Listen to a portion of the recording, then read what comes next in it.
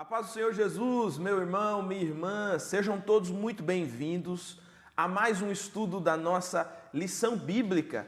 Estamos hoje chegando ao final dessa série Firmados em Cristo.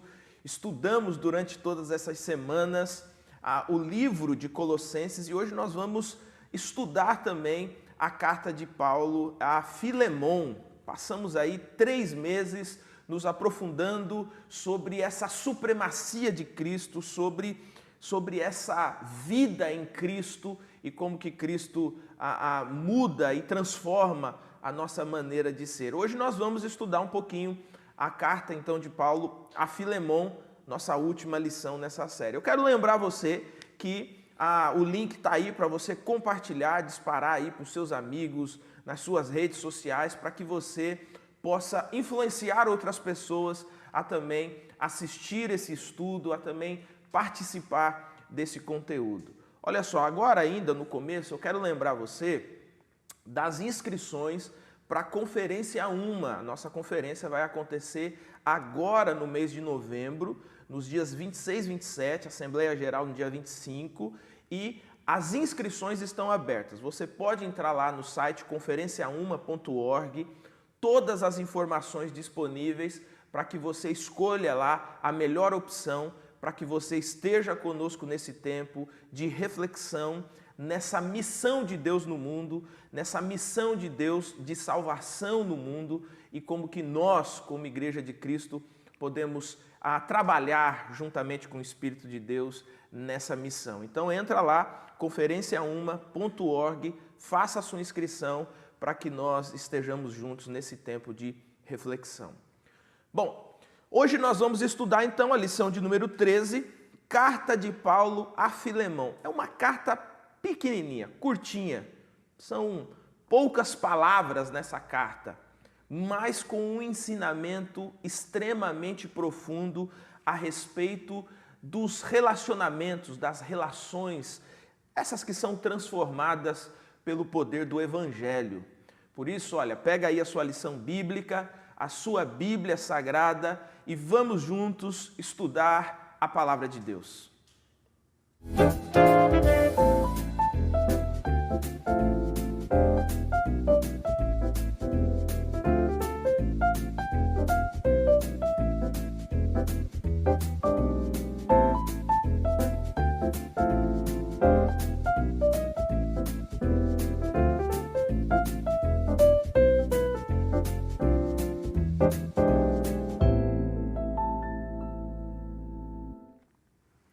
A carta de Paulo a Filemon foi escrita em um período em que o apóstolo estava preso, provavelmente numa casa alugada, mas estava preso, e ele escreve para Filemon, que possivelmente era alguém bastante importante na igreja, na comunidade da fé. Provavelmente as pessoas se reuniam na casa de Filemon para celebrar a Jesus, para aprender o Evangelho. E Paulo tem uma situação que ele quer corrigir com Filemon.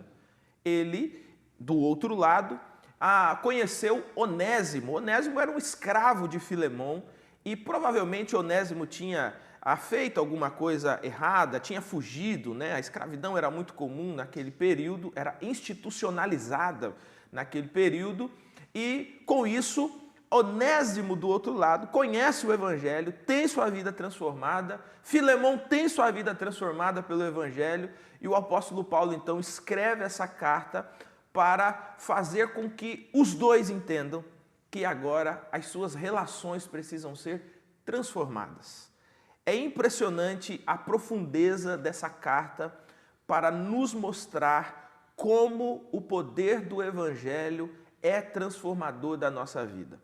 Como que ele corrige as diferenças, como que ele nos iguala, como que esse poder do Evangelho nos torna pessoas mais parecidas com Cristo e menos parecidas com o mundo e com as práticas, com as ações do mundo.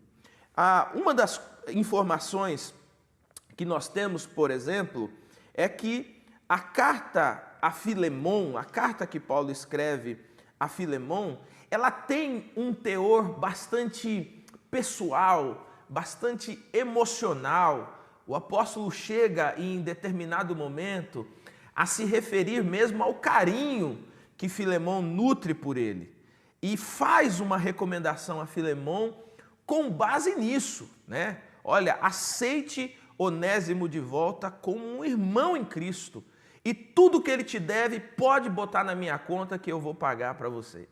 É uma relação de pessoalidade, de amizade muito interessante que é exposta aqui.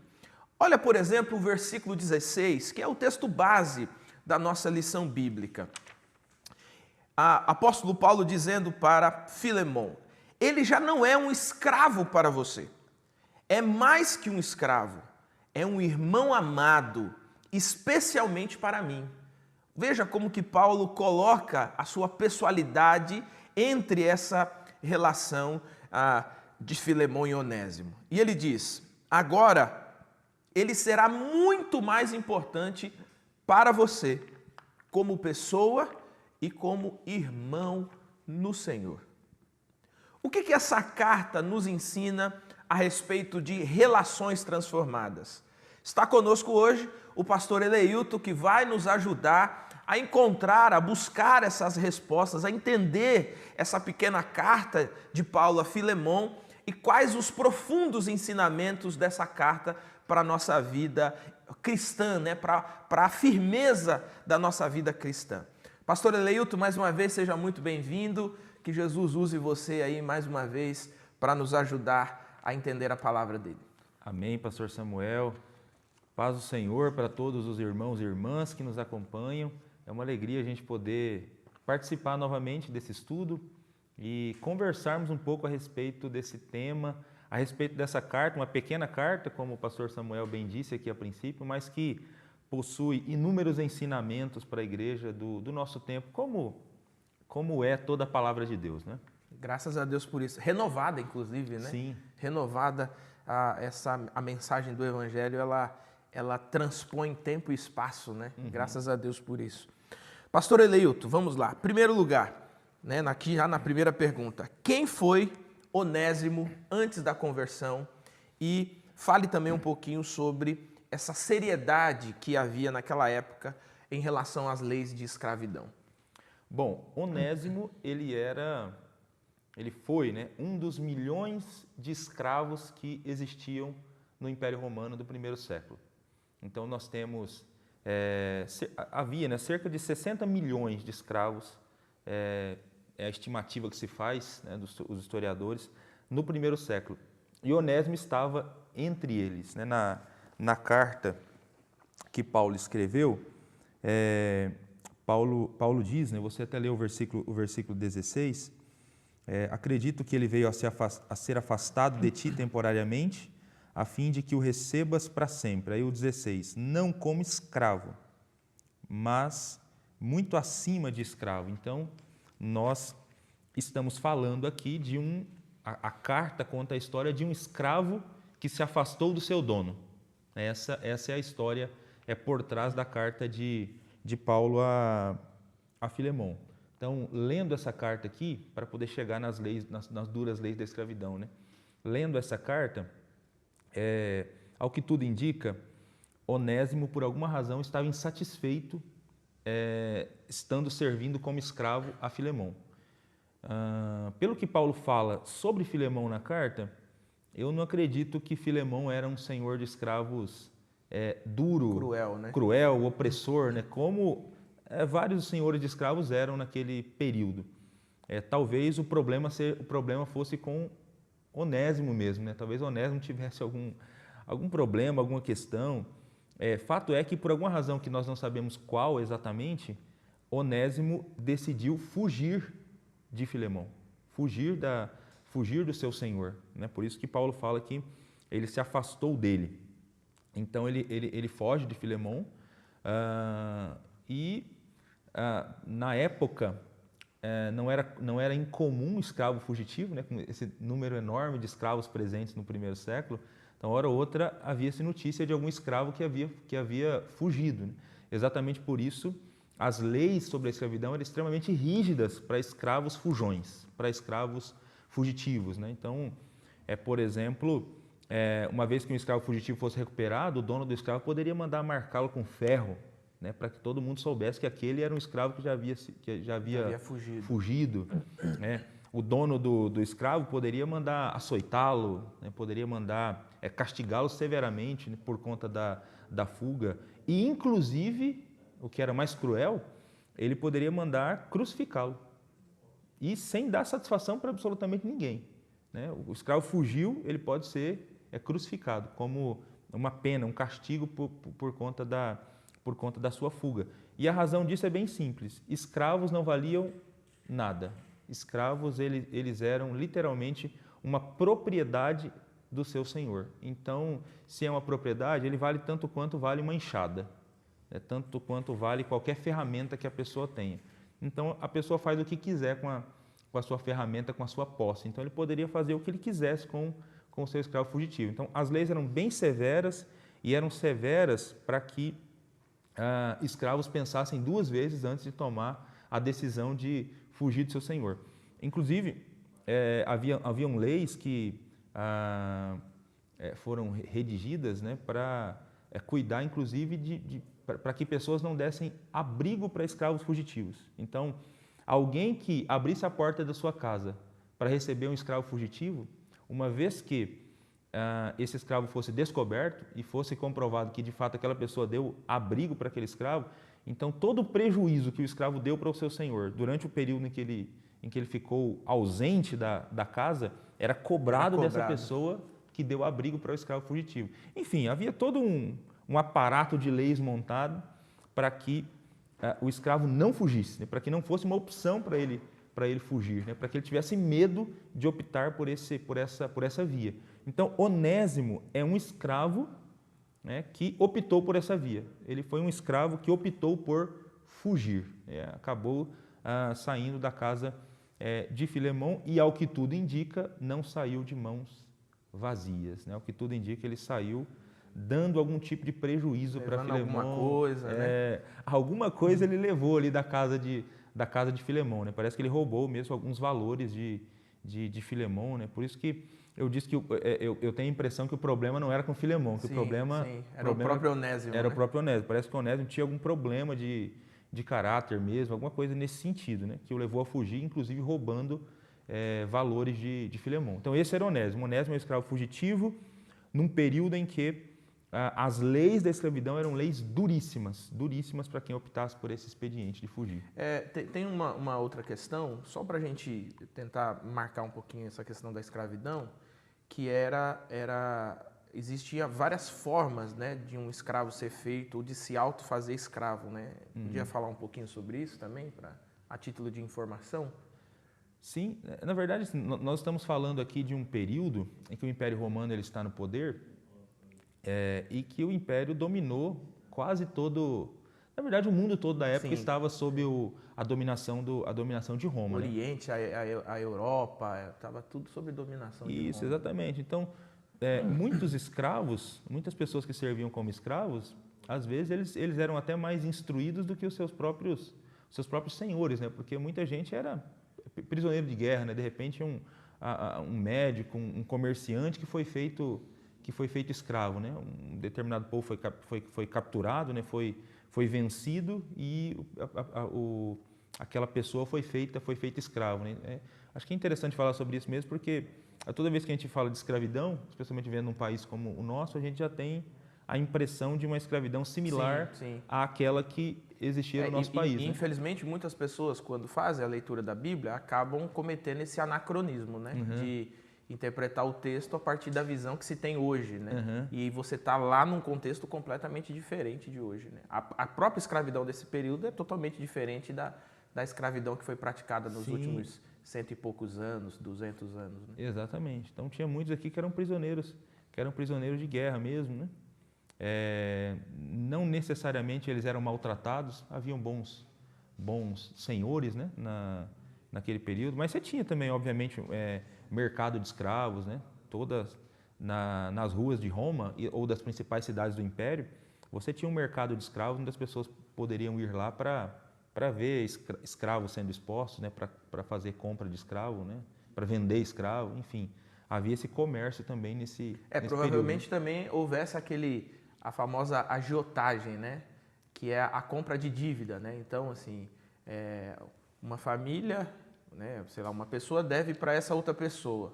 Aí uma terceira pessoa, ela comprava a dívida, né? Então, assim, eu pago a dívida, te dou o dinheiro, mas ela ia cobrar lá. E geralmente a cobrança escravizava alguém, ou os filhos, ou, né?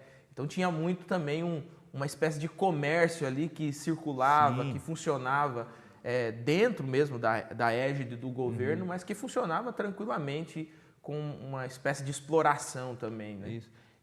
Você me fez lembrar aqui agora uma frase que eu li uma vez, estudando sobre os publicanos, né, que havia uma pergunta, né, quem são as bestas feras mais perigosas? E aí o pessoal respondia, né, que era o leão, o urso e os publicanos. Os publicanos. Estavam entre as bestas feras mais perigosas, porque eles eram tirânicos mesmo na cobrança, e realmente havia isso mesmo. Então, de repente, esse cobrador ia até a casa para cobrar uma dívida, dependendo do tamanho da dívida. Se a família não tem condição de pagar, então ou o cara confiscava a casa, então a pessoa ficava sem casa e ficava com a casa dela para pagar a dívida, ou então levava filhos mesmo, né? De repente, um ou outro filho era levado para trabalhar como escravo mesmo, né? Para ser vendido no mercado de escravos para poder pagar aquela dívida, né? Que fora contraída pela família. E às vezes, inclusive, isso não era vitalício, né? Não era a vida inteira, né? Às vezes havia até uma prescrição de período, né? O valor X serve como escravo tanto tempo e depois desse tempo... Isso, exatamente. É isso aí. Muito parecido com o que a gente vê na própria Bíblia, né? A escravidão dentro do povo de Deus, né? Haviam leis também específicas para isso que servia durante 7 anos, né? E depois o escravo deveria ser libertado, né? liberto, né? A não ser que ele mesmo quisesse continuar servindo voluntariamente como escravo naquele lar, né? Muito interessante. Meu querido estudante, minha querida estudante, essas informações são muito importantes porque quando nós fazemos, né, a interpretação bíblica, quando a gente faz tanto uma exegese ou aplicamos uma hermenêutica ao texto bíblico, a gente precisa definir algumas coisas, como, por exemplo, quais as lentes que a gente vai a fazer essa hermenêutica, né? Já que nós estamos lidando com fatos históricos antigos, com um texto que também é antigo. Então, e essa hermenêutica, ela é muito importante para a gente não cometer alguns equívocos, como fazer uma leitura da Escritura ou tentar fazer uma leitura da Escritura a partir da informação que a gente tem de uma realidade hoje, né? Então, a gente está numa realidade oriental, né? Então, ali nós estamos falando de um período muito específico sobre o domínio do Império Romano, em que as leis são especificadas pelo Império Romano. Então, assim, não são leis judaicas, então existe um império dominante. Então, a gente faz essa interpretação, a gente precisa observar todo esse pano de fundo histórico para que a gente não seja induzido ao equívoco de, né, cometer um anacronismo no texto ou dizer hoje o que o texto não está dizendo, né? Então, a gente precisa, de fato, levar muito a sério essa questão da interpretação bíblica. Pastor Eleilton, vencida então essa pauta, né? Como que se deu então essa conversão de Onésimo e em quais circunstâncias, né, a conversão de Onésimo aconteceu e por que exatamente que Paulo precisa fazer essa intervenção, né? Tá aí a pergunta de número 2, né? Bom, eu vou ler aqui o versículo 9 e o versículo 10, que é o versículo sugerido aqui na pergunta de número 2. Diz assim: prefiro todavia solicitar em nome do amor, sendo que sou Paulo velho e agora até prisioneiro de Cristo Jesus. Sim, solicito-te em favor de meu filho Onésimo, que gerei entre algemas. Então, a chave para a gente entender como se deu a conversão de Onésimo é exatamente essa expressão do versículo 10. O que gerei entre algemas. E aí, pastor Samuel, para mim, esse texto aqui é um negócio extraordinário, que só a providência divina pode explicar, né? Então, você que está acompanhando a gente, nós comentamos aqui que o Onésimo é um escravo fugitivo. Então, ele fugiu da casa de Filemão. Lembra onde Filemão morava? Filemão reside na cidade de Colossos. Aonde fica Colossos? Colossos fica na Ásia Menor. Né? Na Ásia Menor. Aonde Paulo está preso? O pastor Samuel comentou aqui no princípio desse estudo de hoje que Paulo está numa prisão domiciliar, na cidade de Roma. Então, de Colossos para Roma é muita... É uma distância considerável. É muita distância. A lição aqui fala de 1.500 a 2.000 quilômetros. Pensa nas circunstâncias da É uma viagem para o Nordeste aqui, né? E pensando nos meios de locomoção da época, é uma viagem que são meses, né, para você sair de um lugar para o outro. Nós estamos falando de lugares muito distantes. Eles estão em regiões geográficas muito distantes uma da outra. Então, Onésimo foge aqui da casa de Filemão, na Ásia Menor, aqui em Colossos. E, por alguma razão, ele vai parar em Roma. Ele vai parar em Roma. Está certo que ele escolheu um dos melhores lugares para se esconder.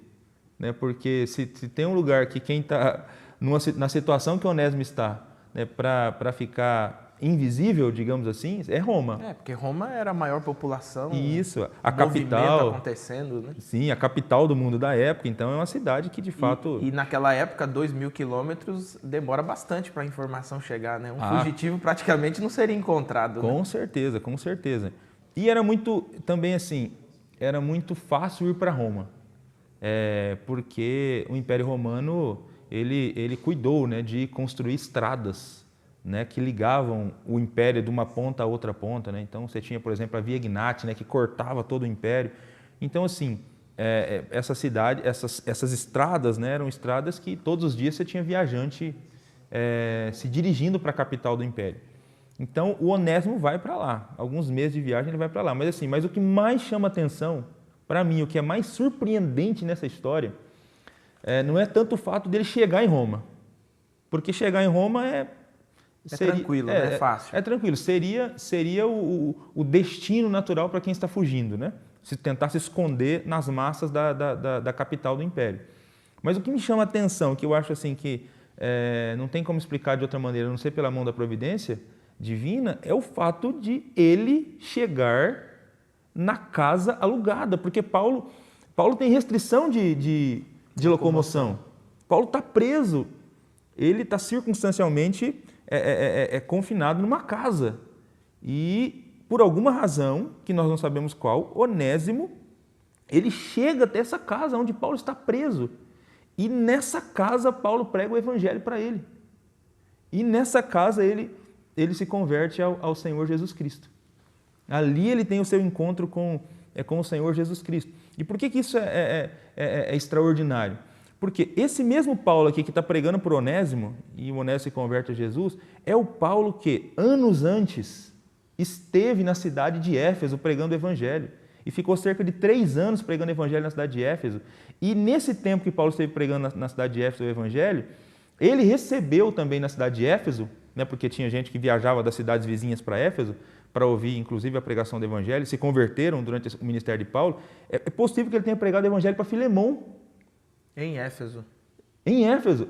Filemão é o patrão do Onésimo, que ele fugiu e roubou valores. Então, anos antes, Paulo conheceu Filemão e pregou o Evangelho para Filemão em Éfeso. Agora, anos depois, Paulo está preso em outras circunstâncias, e tem um escravo fugitivo do Filemão que vai trombar com Paulo em Roma. As histórias se cruzando, né? As histórias se cruzando e Paulo pregando o Evangelho para esse cara na cidade de Roma. E aí ele se converte a Jesus, né? Ele tem o seu encontro com Cristo, ele tem a sua vida transformada. Paulo diz que ele se torna um colaborador dele. Ele começa a ajudar o apóstolo Paulo na pregação do Evangelho ali na cidade de Roma, mas, né, a lição até fala que Paulo precisa tomar uma decisão, porque apesar de Onésimo ter se convertido a Cristo e ser um colaborador, inclusive um colaborador que Paulo não queria se dispor dele, né, porque parece que ele estava ajudando de fato Paulo mesmo ali na pregação, né? Ele tem restrição de mobilidade, então ele usa os colaboradores, são os que estão pregando o Evangelho, estão livres para andar a cidade de Roma. Mas Paulo sabe, com certeza Onésimo deve ter comentado com ele quem ele era, de onde ele veio. Paulo sabe que Onésimo tem uma pendenga relacionada ao passado. Paulo sabe que Onésimo precisa acertar a situação dele com Filemão. Então, a difícil decisão que Paulo tem que tomar é a decisão de desafiar Onésimo a retornar e resolver, né? Retorna para Colossos e resolve a situação. Parece que esse é o dilema, né, diante do qual Paulo e Onésimo estão. Onésimo precisa tomar essa decisão também de voltar e resolver esse problema com o passado dele. Há aí uma inferência, né? Mas aí a gente vai para a terceira pergunta, né? Mas dá a entender, assim, ou pelo menos havia uma certa preocupação como seria esse encontro, a ponto de Paulo, assim, ter que, assim, eu vou intermediar isso aqui, vou tentar, não dá, assim, estou fazendo inferências aqui, né? Não dá também para imaginar ou para a gente pensar que o prejuízo que Onésimo deu a Filemon pudesse ter sido um prejuízo tão grande a ponto de necessitar de intervenções, né? Não era só retornar, né? Mas assim, tem coisas aqui, muitas coisas em aberto que precisa de uma interferência aqui do apóstolo. Com toda certeza. Lendo a carta, isso fica perceptível, né? Então, de fato, ele deve ter dado um prejuízo assim a ponto de, se ele simplesmente chega, as coisas podem não ficar legais, né? Ficar legais para ele. E assim, ainda mais pensando no contexto das leis da escravidão da época, né? O Filemon, como senhor de escravo, né, diante desse prejuízo que Onésimo deu, poderia mandar açoitá-lo, poderia mandar matá-lo, inclusive, né? Matá-lo, poderia mandar crucificar o Onésimo. Então, eu penso, pastor Samuel, que até para o Onésimo, fazer essa viagem de volta, para mim é uma evidência de que o coração dele, de fato, havia sido transformado, né? De que ele havia tido um encontro com o Evangelho de Jesus, senão ele não faria essa viagem. É uma viagem que você vai para sofrer o ônus, né? Isso, exatamente. Existe uma carta, mas a carta não é garantia nenhuma, Não é garantia nenhuma, ele pode chegar lá e as coisas ficarem muito ruins para ele. Então ele já está longe do Filemão, com certeza, há algum tempo já, vivendo na cidade de Roma, né? E agora ele vai colocar o pescoço dele literalmente a prêmio, né? De repente, né? O rumo que tome a conversa quando ele chegar lá para conversar com o Filemão, para tentar fazer essa reconciliação, né? É uma evidência, para mim, é uma evidência da conversão. Ele fazer a viagem de volta é uma evidência de que alguma coisa aconteceu na vida dele. Vou fazer aqui uma provocação aqui no meio. Também dá a entender, né? Talvez assim, fazendo uma aplicação pastoral mesmo desse texto, né? Que seja lá qual a vida que a gente levou antes do Evangelho, mas a conversão ao Evangelho, ela acaba exigindo ou colocando a gente nessa situação de ter que resolver algumas coisas que ficaram em aberto, né? É perdão, é prejuízos, enfim, tem coisas que a gente faz fora do Evangelho que quando o Evangelho transforma a gente acaba tendo como constrangimento, vamos colocar essa palavra, né? Como constrangimento do Evangelho, voltar para resolver, né? Com toda certeza. A nova vida que a gente recebe em Cristo nos impõe isso, né? A transformação que o Espírito Santo faz em nós, né, com a regeneração, nos impõe isso. Provavelmente, né, dependendo o que a gente tem de rastro aqui no passado, né, vai exigir da gente algum tipo de reflexão e um passo na direção de tentar reconciliar e resolver esses dilemas, né? Lembrei aqui, você falando, eu lembrei aqui da própria história de um publicano, né? Já falando de publicano aqui hoje, né? do Zaqueu, né? Zaqueu. Depois do encontro dele com Jesus, né? Ele tentando também, dando esse passo em direção a tentar resolver problemas deixados ali no passado, né? Então, a conversão impõe isso, né? Talvez a gente vai precisar refletir e tentar mudar algumas posturas e, inclusive, reparar alguns erros cometidos. Né? Mudar algumas posturas e reparar outras que já foram efetivadas, né, no passado, né? Pastor Eleuto, bom, meu querido irmão e irmã, nós estamos aqui estudando a lição 13, estamos encerrando essa série de lições. Foram 12 lições tratando da carta de Paulo aos Colossenses. A carta de Paulo aos Colossenses e a carta de Paulo a Filemon provavelmente foram escritas no mesmo período. Provavelmente aqueles que levaram a carta foram os mesmos, né? Tíquico, provavelmente aí um dos interlocutores a levar a carta, leva para a igreja de Colosso, mas Onésimo também chega até Filemão com uma carta do apóstolo Paulo. Então nós estamos estudando nesse momento a carta de Paulo a Filemão. E nós vamos para a terceira pergunta da nossa lição bíblica, que diz assim: com que propósito Paulo escreveu a carta a Filemão? O que podemos afirmar a respeito do caráter de Filemão e sua postura, né? À luz de Filemão 1:1-7. Ok. Bom, eu acho que a gente já acabou comentando alguma coisa a respeito disso, mas a carta de Paulo a Filemão, ela existe como uma maneira do apóstolo Paulo tentar ajudar o Onésimo nesse processo de reconciliação com o Filemão.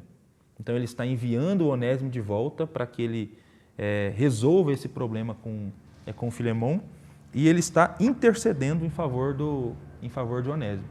A carta é assim, Onésimo tem que voltar, Onésimo tem que pedir perdão para Filemão, reatar o relacionamento com Filemão. Então Paulo escreve a carta para suplicar para Filemão: Filemão, perdoe o Onésimo. Filemão, seja benevolente com esse irmão em Cristo que agora eu estou lhe enviando de volta. Então a carta cumpre essa função, a carta tem esse propósito. É um bilhete pessoal que Paulo envia para Filemão, né? Você comentou que o Tíquico é quem está levando a carta. É o Tíquico que levou a carta de Colossenses também. No capítulo 4 de Colossenses, lá é dito que é Tíquico que é o portador da carta. Então perceba que Paulo escreveu a carta aos Colossenses e a carta a Filemão, no mesmo período, e a mesma pessoa que leva. Por quê? Porque a igreja de Colossenses ela funcionava na casa de Filemão. Então é uma carta que vem para a comunidade e uma carta dirigida especificamente para um membro da comunidade. É pessoal essa. É um bilhete pessoal, uma carta pessoal, e Paulo faz um pedido pessoal a ele. O pedido pessoal de Paulo é: perdoe. E Paulo, eu acredito que Paulo nutre expectativas de que o Filemão vai perdoá-lo por tudo aquilo que Paulo ouviu falar a respeito de Filemão.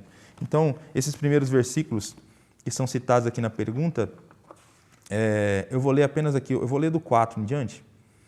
Diz assim, dou graças ao meu Deus, lembrando-me sempre de ti nas minhas orações. Paulo está falando de Filemão. Estando ciente do teu amor e da fé que tens para com o Senhor Jesus e todos os santos, para que a comunhão da tua fé se torne eficiente no pleno conhecimento de todo o bem que há em nós, para com Cristo. Pois, irmão, tive grande alegria e conforto no teu amor, porquanto o coração dos santos tem sido reanimado por teu intermédio. Veja que 2 vezes aqui, pastor Samuel, no versículo 5, estando ciente do teu amor. Depois no 7, eu tenho grande alegria e conforto no teu amor, porque o teu amor tem reanimado o coração dos santos. Veja que Paulo menciona 2 vezes, né? O amor de Filemão, né? E com certeza, amor aqui, esse amor que Paulo está falando que está presente na vida de Filemão é o amor de acordo com a concepção escriturística, né? Que é aquele amor que é visto em atitudes práticas, né?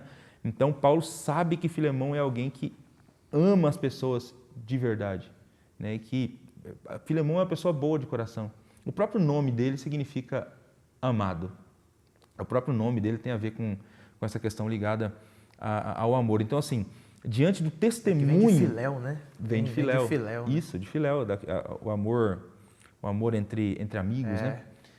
Então, assim, por tudo que Paulo tem ouvido falar a respeito de Filemão, Paulo nutre expectativas, né, de que o Filemão vai perdoá-lo, né? Porque o Filemão é alguém que, de fato, reanima o coração dos santos por meio do seu amor. Então, ele faz esse pedido para esse cristão, né? Perdoe. Faz esse pedido. Tem um cristão que está indo, um cristão agora convertido, que é o Onésimo, que está indo de coração quebrantado para pedir perdão. E a súplica de Paulo é: Filemão, perdoe. Perdoe. Então, eu acho que na aplicação da lição bíblica, depois no final, nem tem essa aplicação, né? Mas como você disse a princípio, eu acho que essa é uma aplicação pastoral importante também dessa lição bíblica, né? Nós temos aqui um cristão quebrantado pedindo perdão e um outro cristão que precisa liberar perdão. Então, ele também precisa demonstrar esse quebrantamento, né? Demonstrar esse quebrantamento, exatamente. Não tem como ler essa carta e não pensar sobre isso, né? Se não existem pessoas que ficaram pelo caminho, que nós magoamos e deixamos magoadas pelo caminho, né? Se não existem pessoas que nós estamos precisando hoje pedir perdão, hoje chegar até essas pessoas e pedir perdão. E se não existem pessoas também que nós precisamos liberar perdão. Se a gente não está guardando mágoa, né, se não tem mágoa empoçada no nosso coração de muito tempo, e de pessoas que querem se reaproximar da gente e a gente não dá esse passo, né? Também de liberar perdão, né? Porque aqui a carta é isso, é alguém que está com o coração quebrantado, querendo resolver uma questão, e o outro que precisa, por sua vez, também dar um passo em direção a esse para liberar perdão. E em tese, o prejuízo é dos dois lados, né? Em tese, né? Porque você tem, o Filemão sofreu um prejuízo financeiro, né? Mas o Onésimo agora precisa lidar também com o prejuízo de ter se reconhecido com aquele caráter que agora está sendo transformado, né? Eu fico imaginando isso, porque assim, vamos pensar assim, dentro de um contexto social, né? Quando eu sou roubado, eu sofro prejuízo, né? Mas aquele que me rouba, ele me rouba, mas ele também é uma vítima, porque o pecado também está no coração dele. Sim. Aí você imagina o seguinte, esse que me roubou se converte ao Evangelho. Então, eu estou aqui, sofri o prejuízo, esse que me roubou se converte ao Evangelho. Aí ele senta no banco do lado do meu na igreja. Eu olho para ele porque eu sou vítima, mas ele olha para mim e fala assim, cara, eu também sou. Né? Observe como que o Evangelho é extraordinário, né? Porque o Evangelho, ele coloca quem sofre o dano, quem provoca o dano, na perspectiva do pecado, todos estão na mesma situação, necessitados da graça, da bondade, da misericórdia de Deus, né? Então, com prejuízo, ou, entre aspas, sem prejuízo, todos acabam sendo uma vítima do pecado, né? Disso que o pecado faz, né? Olha, eu vou falar para você, pastor Eleuto, e na verdade, assim, quando a gente estuda a história da igreja, se percebe de fato claramente que houve um colapso social, né? Justamente por quê? Porque quando o evangelho transforma, é colapso mesmo. O cara que te roubou, você quer que ele morra, mas agora ele converteu a Jesus, ele está salvo em Jesus e é seu irmão em Cristo. Não olhem a ele mais como um bandido, agora ele é seu irmão em Cristo. Né? É uma aplicação interessante, né? É isso aí, é uma aplicação muito interessante. E assim, o que eu acho extraordinário nessa carta aqui é perceber, pastor Samuel, esse poder do evangelho de transformar as relações humanas. Por isso, inclusive, o título, né? Relações transformadas. Transformadas, né? O evangelho está transformando relacionamentos aqui, né? Relacionamentos, transformando vidas e relacionamentos. Então, é extraordinário o poder do evangelho, né? De fazer isso com seres humanos. Né? E é legal a fala de Paulo, né? Aquela fala do quem fazia não faz mais. Ela é interessante, né? Sim. Então, quem roubava não rouba mais.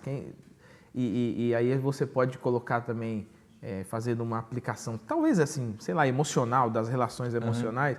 Então, assim, aquele que não perdoava, agora perdoa. Perdoe, né? exatamente. Aquele que não amava, agora ama, né? Então, é um negócio interessante. Eu acho que é interessante mesmo, porque assim, até o exercício do perdão é um exercício que a gente precisa do poder do evangelho, do poder do Espírito, né? Acho que perdão é o tipo de coisa que é muito mais fácil falar sobre ela do que praticar. Falar é bonito, inclusive. Falar é bonito, mas praticar é difícil. Então a gente precisa do auxílio do Espírito. E quem tem o Evangelho de Jesus, quem se converteu, pode contar com esse auxílio, né, para ajudar a perdoar. Então você que está assistindo a gente, né, você pode contar com o auxílio do Espírito para te ajudar a perdoar, para te ajudar a liberar perdão e para te ajudar a pedir perdão, inclusive, também. O Espírito pode nos ajudar nesse sentido, porque o Evangelho transforma relações. Glória a Deus por isso, né? A pergunta 4, então, pastor Eleilton. vai falar um pouquinho sobre os argumentos que Paulo ia, e é muito interessante, né? Você percebe claramente ali o Paulo usando de todas as garantias, as vantagens que ele poderia ter sobre Filemon, né? Que argumentos Paulo usa em seu pedido a Filemon em favor de Onésimo? E que confiança ele possui em relação a cada um desses pedidos? Ok, vamos lá. Paulo sempre foi muito bom de argumento, né? Ele sempre foi muito bom de argumentação. Então aqui ele usa toda essa habilidade dele para pedir para o Filemon para que ele perdoe o Onésimo. Então ele já disse para o Filemon, para que Filemon o recebesse não mais como escravo, mas como irmão amado no Senhor. E aí ele começa a dizer as razões, né? Versículo 17. Ele diz assim, se portanto me consideras companheiro... Opa, já colocou em xeque a amizade aí, né? Já colocou em xeque a amizade entre os dois. Se você me considera, né, você tem alguma estima por mim, então, olha o que ele diz, recebe como se estivesse recebendo a mim. A mim. Então, ele já começa pegando firme aqui nesse primeiro argumento, né? Aí diz na sequência, se ele te fez alguma coisa, se ele te deve alguma coisa, lança tudo isso na minha conta. Eu pagarei, para não te alegar que também tu me deves a ti mesmo. Acho legal essa fala de Paulo aqui. É legal mesmo, né? Porque assim, olha, a gente é amigo, se você me considera amigo, então recebe. Se ele te deve alguma coisa, pode colocar na minha conta. Eu vou pagar, eu pago você. Mas assim, tem um detalhe que eu não queria mencionar, mas que você sabe, né? Mas você sabe. E eu vou mencionar. Você me deve a sua própria vida. Talvez Paulo aqui esteja fazendo menção ao próprio fato de ter pregado o evangelho para Filemon. Né? E havia uma condição também na época, né? Quando você é salvo por alguém, né? Quando alguém te salva, você deve a sua vida a essa pessoa. Então, eu estava para morrer, essa pessoa foi lá e me salvou. Então, olha, a partir de hoje eu devo minha vida a você, né? E aí Paulo de repente está mostrando aqui para ele, você estava morto, você estava indo a condenação eterna garantida. E eu salvei você disso quando preguei o evangelho para você, né? Exatamente. Então Paulo faz questão de fazer essa lembrança para o Filemão. Aí ele diz assim, sim, irmão, que eu receba de ti no Senhor esse benefício. Reanima o meu coração em Cristo. Então me traz essa alegria, perdoando o Onésimo. E aqui parece ser uma alegria de um discipulador com discípulo, né? Sim. Me traga alegria, assim, de tudo que eu te ensinei, responda agora, Isso. haja agora é hora de praticar tudo aquilo que você aprendeu. Exato, cara, é muito interessante. Traz essa alegria para o meu coração. E aí, ele termina a carta dizendo assim, certo como estou da tua obediência, eu te escrevo sabendo que farás ainda mais além do que eu estou pedindo. Olha isso. Então, Filemão, eu estou escrevendo tudo isso, eu estou usando todos esses argumentos aqui, mas assim, eu sei que você vai fazer isso, tá?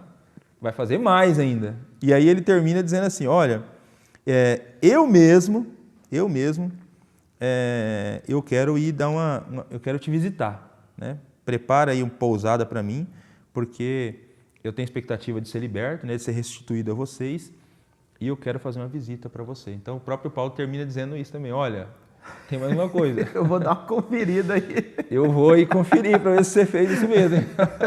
Então, o Filemão ainda tem que ficar com isso. Então, Paulo vai ser liberto da prisão e ele vai dar uma passada por aqui. É quase um mestre falando com seu discípulo, né? O mestre querendo conferir, né, se de fato o discípulo aprendeu a lição. Exatamente. Então, nós temos esses argumentos de Paulo. E Paulo tem certeza de que ele está certo que Filemão vai perdoar. Aliás, por tudo que a gente leu sobre Filemão, tudo que Paulo escreveu sobre Filemão, que Paulo tem ouvido sobre Filemão, dificilmente ele não perdoaria, né? Eu acho que a pergunta que fica lendo essa carta, pastor Samuel, é se o Filemão perdoou o Onésimo, né? Porque nós não temos essa resposta diretamente na Bíblia, né? Essa resposta não está aqui. Eu nunca esqueço do dia que um adolescente me perguntou. Ela disse assim, pastor, eu estou lendo a Bíblia, eu li a carta de Filemão. Ah, que legal, que bom, né? Ela, pastor, mas eu só não entendi uma coisa. Por que essa carta está na Bíblia? Não faz sentido nenhum essa carta estar na Bíblia. Mas por que não faz sentido? Ah, uma carta que Paulo pediu para para um dono de escravo perdoar o escravo que tinha fugido? E o que isso tem a ver comigo? Né? Olha aí, né? É porque essa carta ali, mas assim, o fato dessa carta estar na Bíblia, para mim, esse simples fato, já é uma evidência de que essa história teve um final feliz. Um final feliz. Por que a igreja cristã preservou essa carta? Por que essa carta entrou no cânon? Por que ela foi copiada e recopiada várias vezes e ela era conhecida de toda a cristandade, né? Porque para entrar no cânon, a carta Sim. tinha que ser católica, né? Sim. Tinha que ser conhecida por toda a cristandade. Por quê? Porque essa história é uma história que tem um final feliz, né? Esses cristãos se reconciliaram, perdoaram-se uns aos outros, e essa carta traz inúmeras lições, então, e desafios para os cristãos do nosso tempo. E eu acho que a própria lição cita também aqui uma carta, né, que o bispo Inácio da Síria, né? ele escreveu para o bispo de Éfeso. E o nome do bispo de Éfeso era Onésimo, né? Era Onésimo. Lembrando que Onésimo e Colosso são cidades vizinhas e há uma possibilidade muito grande desse bispo Onésimo de Éfeso ser o próprio Onésimo, que perdoado por Filemão, restaurado por Deus, restaurado pelo Evangelho, se tornou bispo da cidade de Éfeso. Que legal isso, né? Que legal. Meu querido irmão, querida irmã, estamos chegando ao fim do estudo da nossa lição de hoje e você conseguiu perceber aí como que esses poucos versículos, 335 palavras nessa carta de Filemão, percebeu a profundidade do ensino. 335 palavras e um ensino assim que a gente poderia ficar aqui por mais vários minutos aqui falando sobre esse poder do Evangelho que transforma relações. Pastor Eleilton, eu queria que você fizesse uma aplicação, uma palavra pastoral mesmo, a respeito dessas transformações, não só transformações pessoais, mas essas transformações que o Evangelho provoca dentro de uma sociedade, dentro das relações sociais também. Amém. Bom, a lição termina com essas duas aplicações, né? E que a gente faz questão de ressaltar aqui. A primeira delas é que o Evangelho de Jesus transforma biografias individuais. Então isso é claro olhando para esse texto.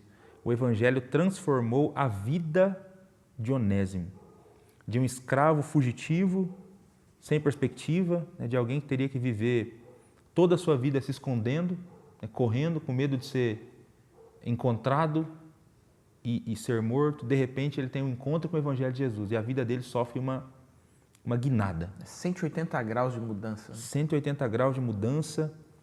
Ele se reconcilia com Filemão, ele se torna um bispo, se torna um pregador. Então o Evangelho transformou a vida do Onésimo. De um ladrão fugitivo, ele se transforma num cristão maduro, num pregador do Evangelho, em alguém que tem um novo horizonte para a sua vida. Não precisava mais fugir nem se esconder. Então o Evangelho faz isso. Você que está ouvindo a gente, o Evangelho faz isso. O Evangelho transforma biografia. Não sei se você conhece alguém que está com a vida toda arruinada, precisando de transformação, pessoas que de repente você acha que não tem mais jeito. Para o Evangelho de Jesus, tem jeito. O Evangelho transforma biografias individuais. Glória a Deus por isso. E o Evangelho derruba também barreiras sociais segregadoras, porque é muito interessante essa carta. Paulo diz para o Filemão receber o Onésimo como irmão, não como escravo, mas como irmão amado no Senhor, porque o Evangelho faz isso. O Evangelho coloca senhores e escravos numa mesma família, que é a família de Deus. E nessa família não existe essa distinção. As pessoas não são tratadas diante de Deus com base na sua condição social, com base no seu gênero, com base em cor, com base em etnia. Dentro da família de Deus, né? Dentro desse novo relacionamento criado pelo Evangelho, as pessoas são tratadas iguais, são irmãs. Paulo diz para que Filemão receba como irmão amado no Senhor Jesus Cristo. Então, esse é um desafio para a gente que a carta de Filemão traz. É um princípio importante que a carta de Filemão traz para a gente. O Evangelho derruba barreiras sociais segregadoras. Nós somos desafiados a olhar para as pessoas como pessoas criadas à imagem e semelhança de Deus, que tem valor e importância diante de Deus. Esse é o Evangelho do Senhor Jesus Glória e a esses Deus por desafios o Evangelho traz para a gente. Glória a Deus, glória a Deus. Esse é o poder do Evangelho, né? É quando o Paulo fala, né, que o Evangelho é o poder de Deus para a salvação, não há de fato uma outra palavra que pudesse descrever o que esse Evangelho faz, né? Sim. Pastor Leilton, pode fazer uma oração para a gente? Amém. Vamos orar.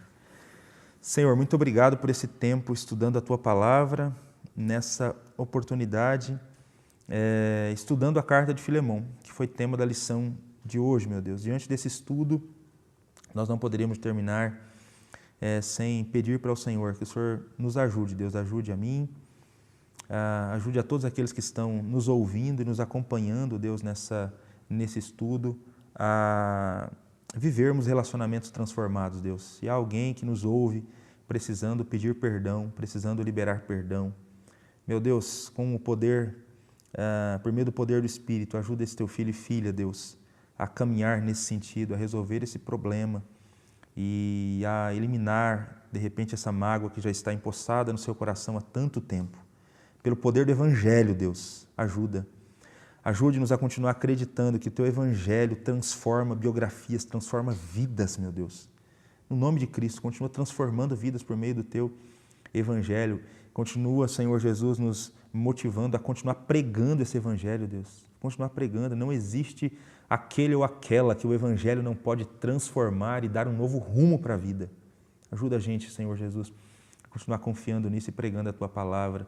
E nós Te louvamos também por esse Evangelho, Deus, que derruba barreiras sociais segregadoras. Ajuda-nos a olhar para as pessoas como o Senhor as olha, meu Deus. Que a gente não se relacione com as pessoas com base na sua condição social, com base na sua etnia. Pai, no nome de Jesus Cristo, ajuda-nos a olhar para as pessoas como humanos, criados à Tua imagem, à Tua semelhança. Te louvamos, Deus, pelo Teu poderoso Evangelho. Te louvamos por esse estudo. Para a glória do Teu nome, te agradecemos. Amém. Amém, amém. Pastor Eleilton, mais uma vez, obrigado por sua participação.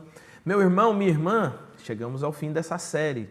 Estudamos durante 3 meses Colossenses, Filemão, baseados nessa firmeza do Evangelho, baseados nessa firmeza, né? O tema foi Firmados em Cristo. Nós fizemos então esses estudos sobre a vida cristã.